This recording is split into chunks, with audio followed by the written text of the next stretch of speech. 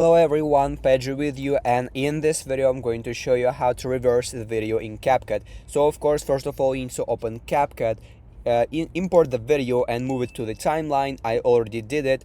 And to reverse this video, all you have to do is to simply click one button, select the part of the video that you want to reverse, and click on this little button right here called reverse. So as you click on it, it will start the loading.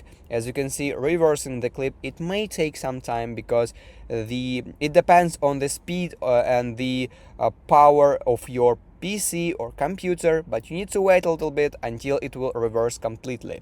It took a while and now my video is reversed, and if I play it now, as you can see, now it moves in the different order, in the different direction. So basically it means my video is now reversed, and basically that is it. That is how you can reverse the video in Capcut PC or Mac. If you found this video useful, leave a like and subscribe to the channel. Thank you.